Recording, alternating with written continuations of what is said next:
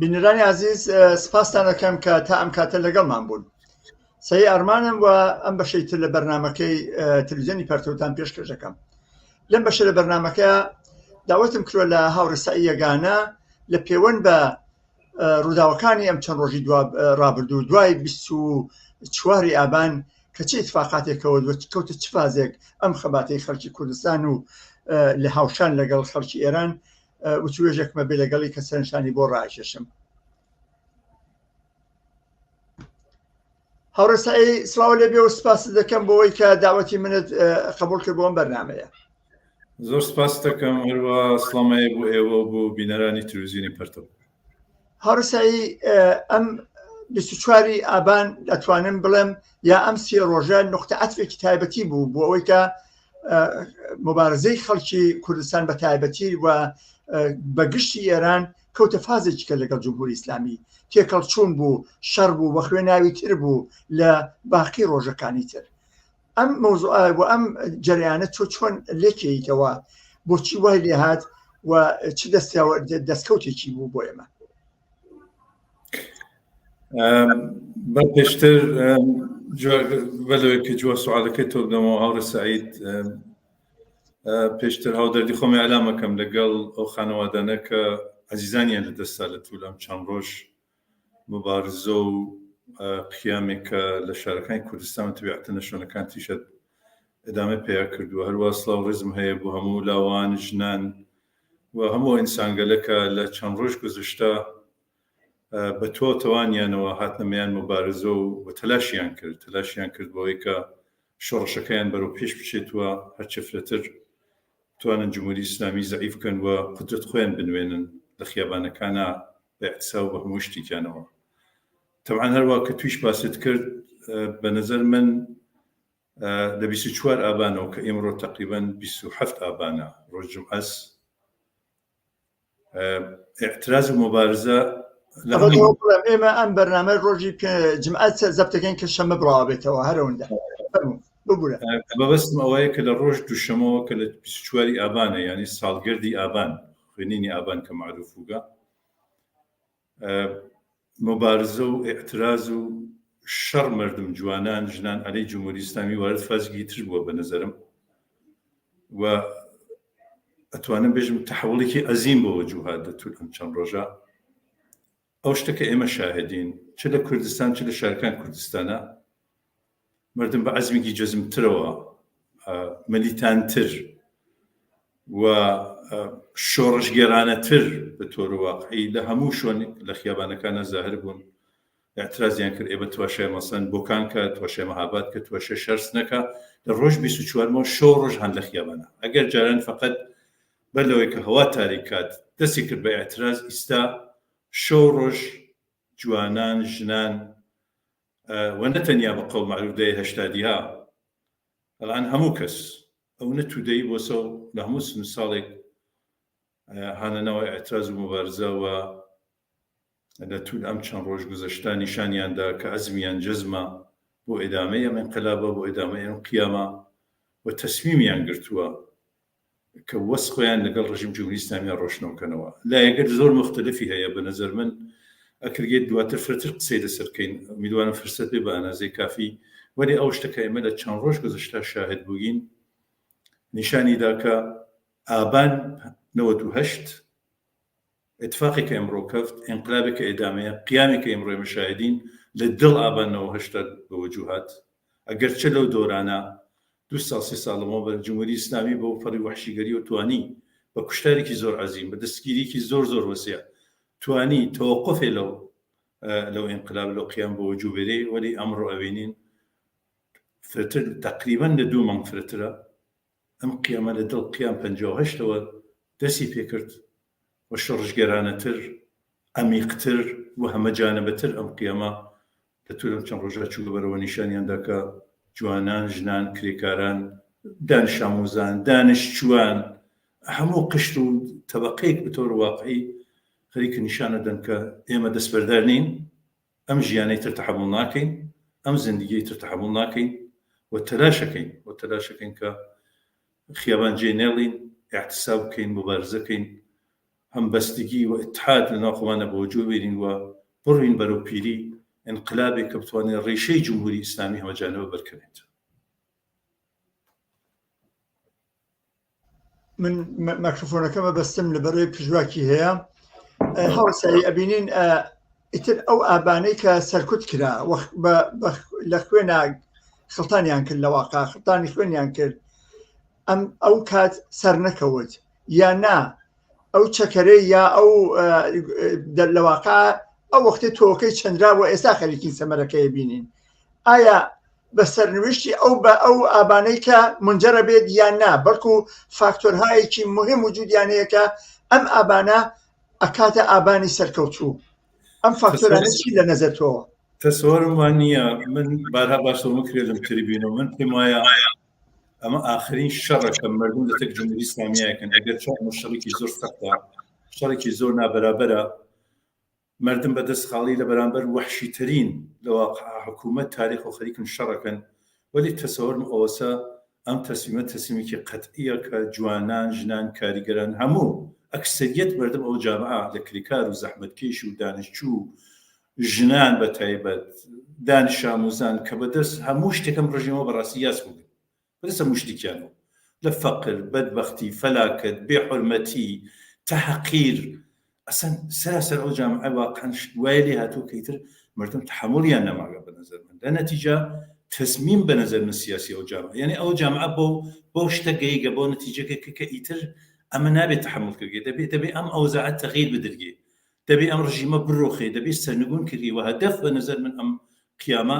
ئەمەسە بە تۆر واقعی. وە لەم سێ چوار ڕۆژە تۆگەر تماشاکەی بە نەزەر من چهرەیە و قیامە ئەسەن شتکەرێکی ئەوەز بووکە کە نیشانەدا بە نەزەر من خەریکە ئەم قیامە بەرەواچێت کە ڕیشەی ئەم ڕژیمە بکەنێت. تۆ تماشاکە ئایسە ڕژیم بە توا قدرەتەوە بە بەسیج پاستە نیروگەر ئیطلاعاتی فقط تام و تۆپی ما بێتە ناو خیابان لە هەموو ئیمکاناتێک ئیستفادەی کردگا، بەڵام جوانان، بەڵام ژنان جەسوورانە لەو خیابانگەلا شەو ڕۆژ ماگنەسەوە سنگەر خیابان خەریکە حفزەکەن، نیشانەدا کە خەریکن ئێرادە لە خۆیان و نیشانات کەم ڕژیمە سەرنەگون کرد. ئەم ڕژیم دەچوت چەند ڕۆژ گذەشتە شایدی بە شدەت تودەیی بۆ سەو مبارزە. ئەگەر جاران باس دەهەی هەشتادی بوو ئیستەوانە، ئیسە پیرەمەرد 50 ساڵان لە ناو خیابانە، ئیسە معلمان ناو خیابانە، دانشگاکان گشتی شلۆقە لە توول ئەم چەند ڕۆژە یەک دانە دانشگانەوە گشتلۆق نەبێت، ئیعتراز نەبێت، دانش ئاموزان هەرۆشەوە، تواشای شارس نەکە، تواشای مەهاباد کە، تواشای خۆمینی شار کە بۆ ئەوڵین بارهاتنە ناو خیابان کە ماڵ خۆمینی بێسڵهالی نەبووگە مویزە حمڵیان کردیان ئاگرداگا بە تۆ نمادگەر جمهوری ئیسلامی تەقەدوسکە جمهوری ئیسلامی حمڵیان کردگا. فەرەتر لەوە اعتصاب خەریکە عمومیە بێتەوە. ئەلان چەند ڕۆژە لە کوردستانە بەرەتەبە اعتصاب نەتەنیا لە کوردستان، لە شارەکان تر لە تارانە دوکان و دەختیان داخستکە خەریکن قدرەتە دەن بەم قیامە. خەریکن چوونە پشت نیروگەر جوان و لاواز لە خیابانەکانە کە شەو ڕۆژان لە خیابان و سنگەر خیابانیان حەبس کردگا. لەلایەکترەوە تعرض بە نیروگەر مزدور، خەریکن گوشماڵیە دەن لە شار سنا مزدوریان کوشتکە لە بۆکانە، هەروە هیچ ماڵێک بێسڵا بەدەست جوانەکان و هیندەر نەچووگە گشتیان ئاگرداوە لە مەهاباد هەر بۆشەوە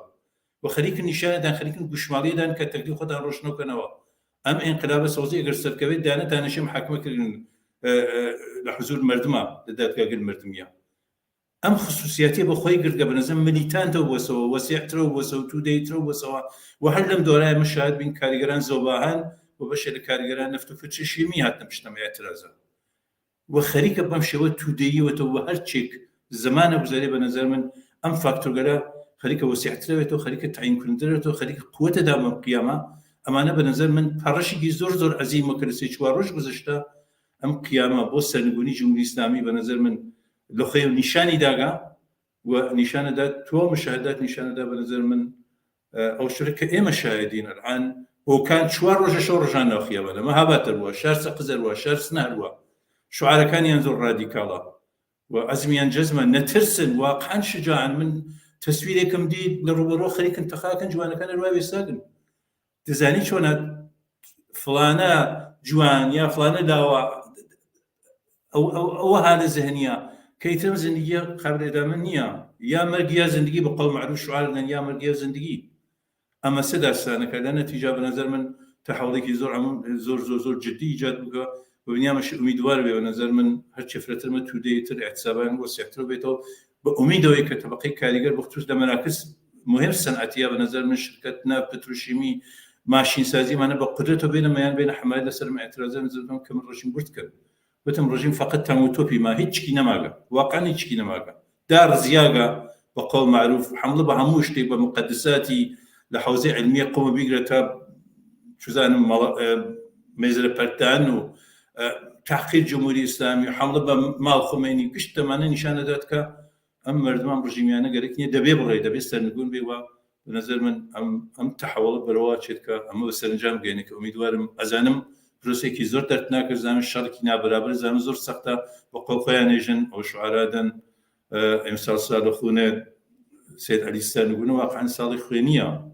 و هەر لەیسە و عەلارەغم کوشتار و دەستگیریۆمانە مردم کەماکان جەسوورانە خەریکن بۆ مبارزە بۆ قیامەی دامادە میکەکەت هاوڕێ سعید ببوورە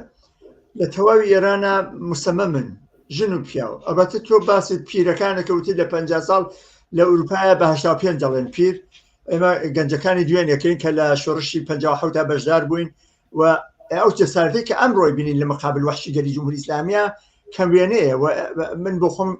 هەمیشە دایم چامپڕە لە ئەو ینی بەردەوام ئەم سەحنانە ئابینم و حیفی ئەوم لێدە کە لەوێنین بە تۆری واقعی شان مەشانی ئەو کوڕگەنجە لاوانە بڕۆینە پێشەوە سەرنوشتەکە تاین تەکلیف بکەین قسەی پرسیاری نهاییمەوەیە کە بۆ ئەوەی کە بتوانین ئێستا زۆر جار ئالتەرناتیڤ سازیەک لە دەرەوە بەخشەن لە هەوڵان باسی ڕابەرەکەن ئایا واقعا ئەو خەڵکە ئەوەنە دەستەوەستان و ئەوەنە دەستوپاچلفتن بە قەولێ فارسیەڵێ نازانە خۆیان خوانی دارەکەن چاڕوانن لە دەرەوە هینا ڕەهبەریان بۆ دروستکرێت و بۆیان پتاشن و بەیانی بەسەریان حکم بکەن یا نا چارەیەکە هەیە ڕێگەیەکە هەیە زۆر شعارێک لە داخڵەوە لەوە اعتراضاتە دەستی پێ کرد مەرگ بەرستەمگە چشا باشە چڕابەر ئەم شعاران بۆ گەشتارێکی عمومی یا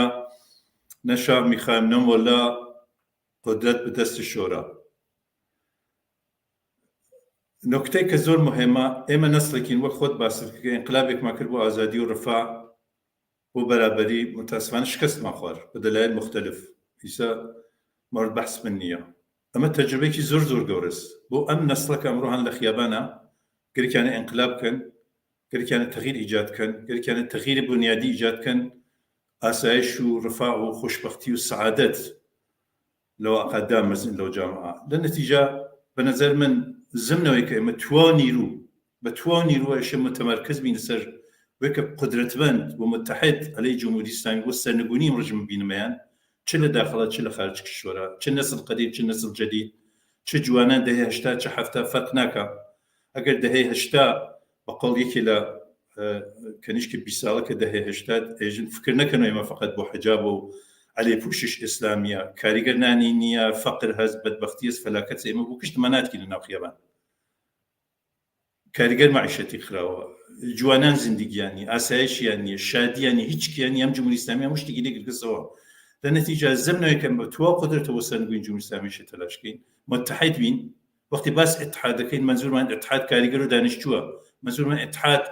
زەحمەتکێشانە منزورمان اتحاد ژنانە ئەمانەیەش متحد بن بە نەزەرمان عەلەی ڕژیم و سەرنگونی کەن منتاشی یەک شتی هەواسمان بێت ئێمە ئەشێ لە نەتیجەی انقلابە مردم بە قدرت